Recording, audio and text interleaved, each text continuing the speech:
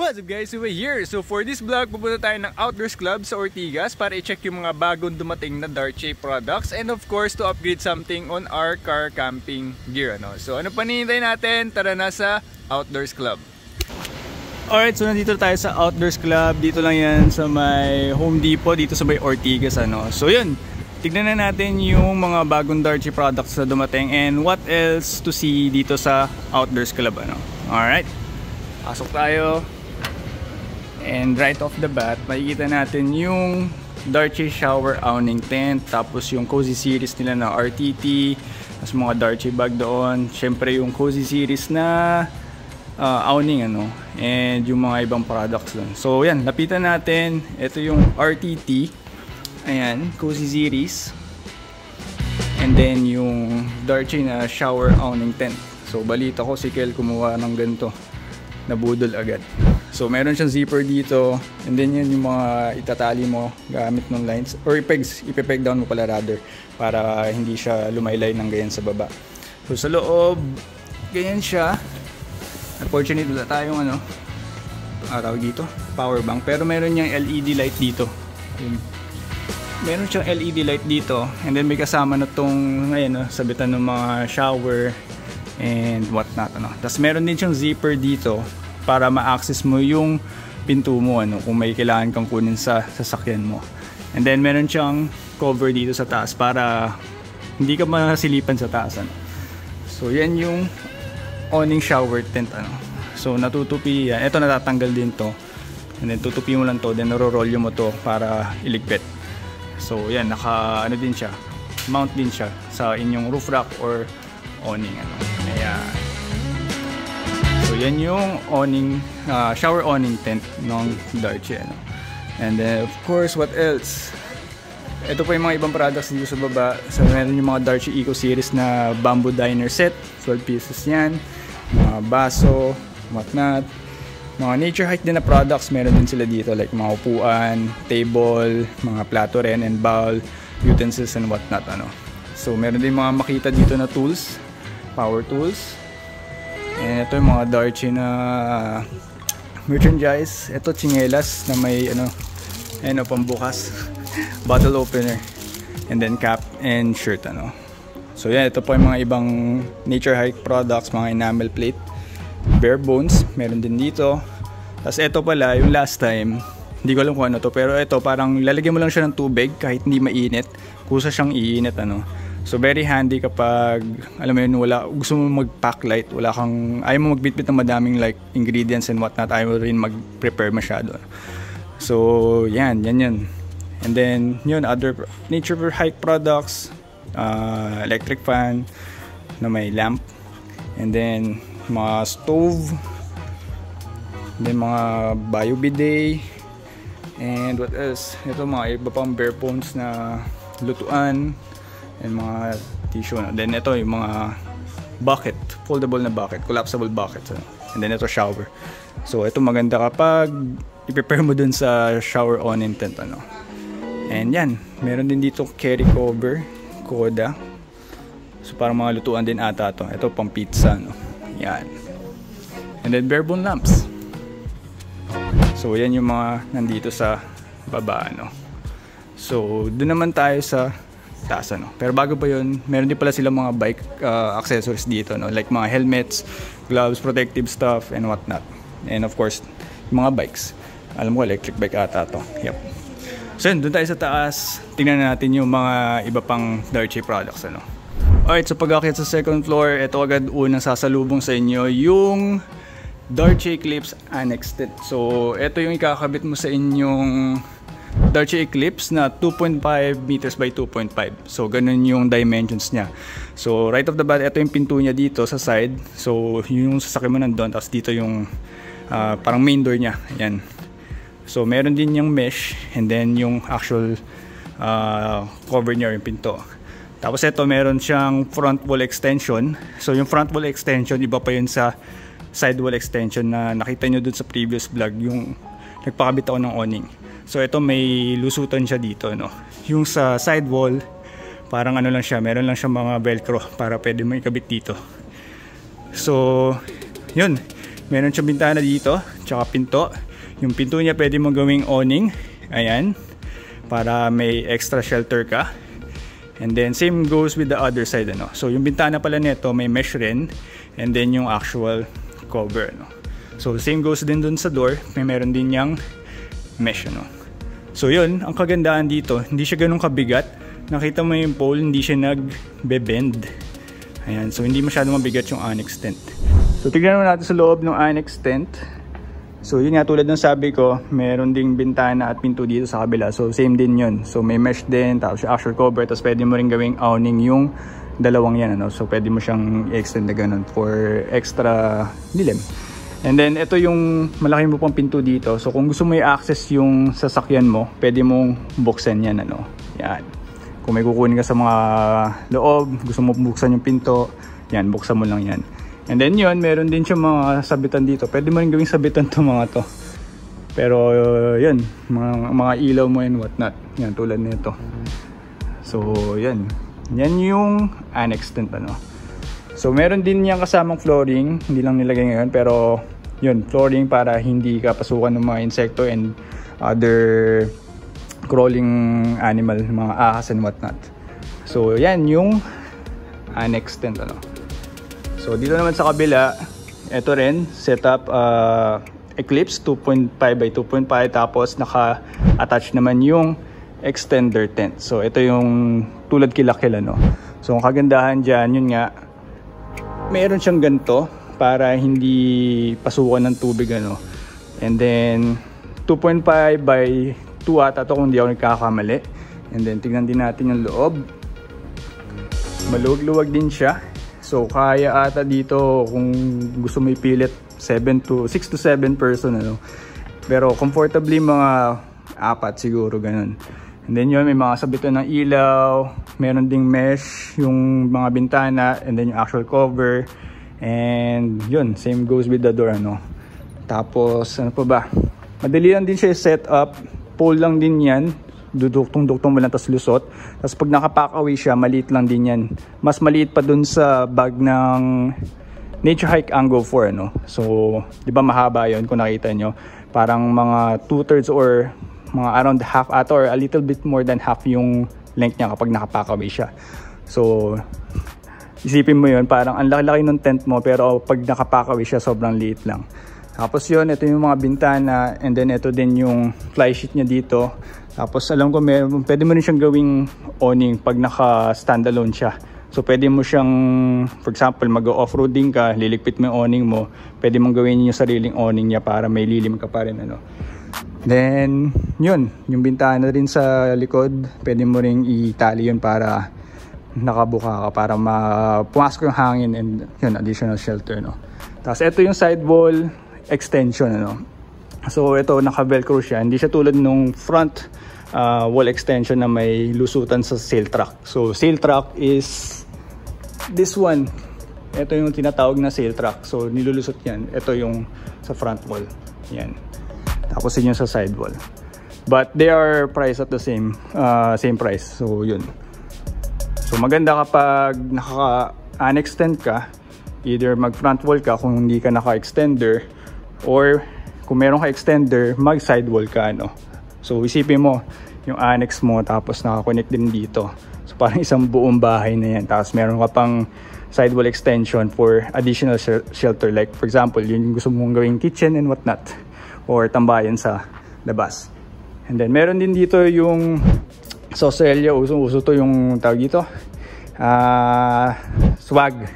So ganito yung mga tent nila kapag pumupunta sila sa outback. Ito yung ginagamit nila, yung mga swag. Hindi tulad dito sa Pilipinas na mga ground tent, yung mga malalaking tent, and then yung mga, of course, yung mga pang 4 or 2 to 4 person na tent.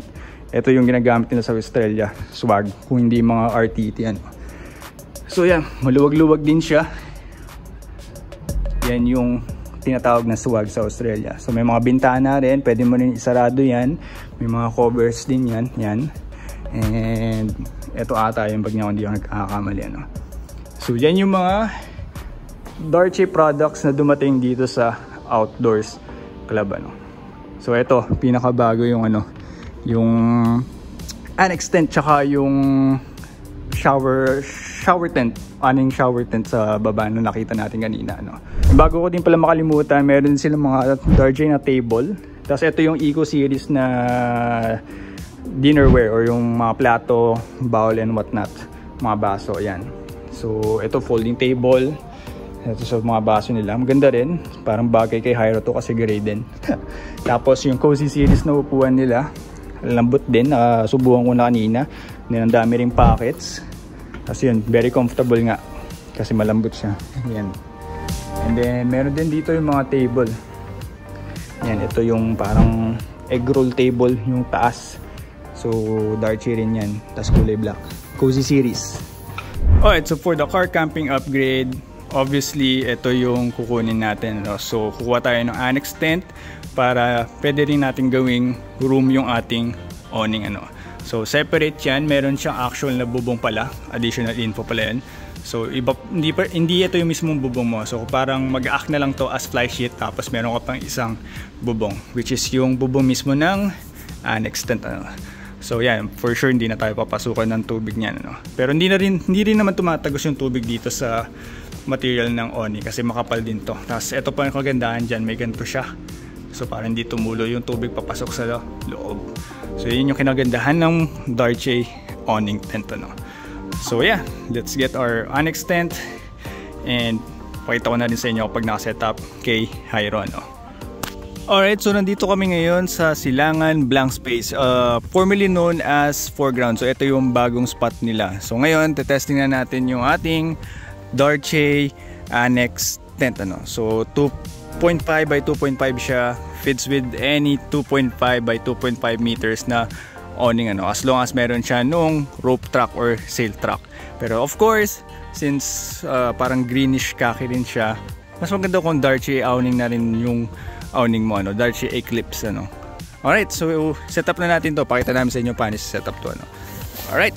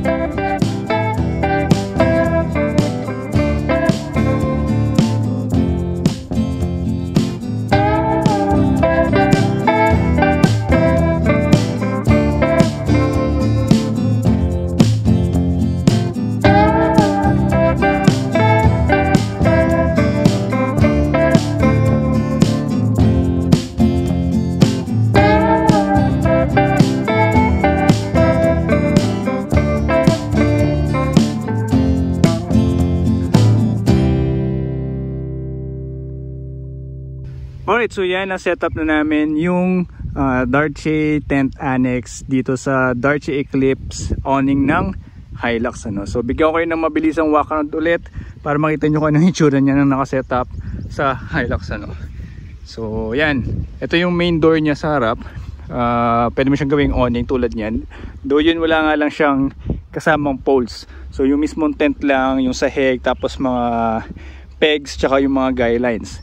So itong pole na yan, nature hike yan, yan yung pole na binili ko para maiangat namin yung isang side nung tawag dito nung nature hike na yung girder tarp, no? So yan, so pwede mo siyang gawing awning kung wala ka pa nung front wall extension na nilalagay sa rope track or sail track nung Darche Eclipse awning mo, ano. So yan, meron din yung mesh screen para pwede mo lang siyang buksan tapos hindi papasok yung mga insekto. And yung material pala nito, ano siya, 210D na ripstop Oxford polyester, ano. So medyo makapal-kapal din naman yon, durable yon, at waterproof siya. Yan, waterproof siya, of course. And what else? So ito yung bintana dito sa may kabilang gilid. So pares yan, pati sa kabila ganun din, bintana tsaka pinto. So pwede mo siyang i-roll up, may sabitan yan. And then of course lahat ng pinto tsaka ng screens meron siyang mesh. So kung gusto, pag umuulan, pwede mo na may babato. Pag gusto mo ng presko at may airflow sa loob ng tent, buksan mo na lang lahat ng bintana, ano. So yan, hanggang dito lang yung bintana niya. Hindi siya tulad nung sa ARB na deluxe touring room na tent na isang malaking screen or dalawang malaking pintuan dito, ano. But yun, ang kagandahan nito, parang mas private ka dito compared dun sa ARB, in my opinion, But yun, moving on, ito naman yung pinto, naka-roll up din yan. Meron din yung screen na naka-roll up din ngayon, ano. Ayan. And then yun, sa baba pala, meron yung 4 na pwede mong ipeg. Yan. So pwede mo na i-adjust para mahigpitan mo or malagyan mo ng tension yung sa baba, ano. And then yung sahig, yung ground sheet niya, sakto lang, hindi rin siya yung sobrang nipes. Hindi rin naman din siya sobrang kapal na mabigat. So okay na okay din siya. Ayan. So yan, pwede mo tanggalin to kung gusto mong maramdaman yung damo na parang mga Korean camping, di ba? Usually ganun yung mga setup nila, parang wala silang sahig, tapos puro damo lang. Pwede mo tanggalin yun, pwede mo na ikabit. And then pasok tayo sa loob. So eto, una makikita natin dito, meron yung pinto dito. So pwede mong isarado yun or buksan para ma-access mo yung sasakyan mo. Tulad nito ngayon, nakataas siya para pwede yung kunin yung mga gamit sa loob ng sasakyan. Then ito naman yung itsura niya kapag nakasarado. Doon nga lang, wala siyang mesh dito, ano. So hindi mo pwedeng gawin na buksan siya magdamag, baka pasukin ka ng mga ahas or ng mga insekto dito sa baba, ano. And yun, kapag umuulan, pwede na nating ibaba to, pwede na tayong tumambay dito sa ilalim ng awning. Kasi yung problema ko before, kapag umuulan, may agwat dito, di ba? So pumapasok yung tubig dito, nababasa ka pa rin kahit dito ka nakapwesto. So pwesto ka talaga sa gitna nung awning, ano. But yan, pwede natin ibaba to, and hindi na tayo mababasa kahit pumwesto tayo dito sa tabi ng sasakyan, ano. So yun, dalawa din yung rope track dito nung Darche Eclipse na awning.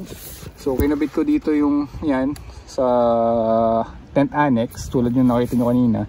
Tapos alam ko may isa pang lalagyanan yan or nagamit na nung cover nung awning.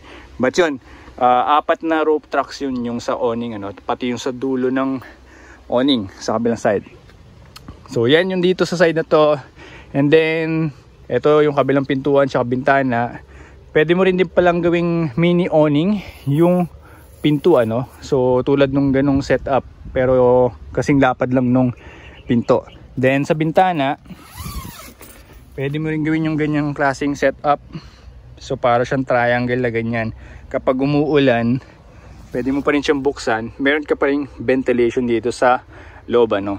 So either gusto mong ganun setup kapag hindi naman umuulan at gusto mong malamig na malamig dito sa loob, or kapag umuulan tapos gusto mo pa rin na may airflow, pwede mong gawin yung ganito, ano, naka-triangle siyang ganyan.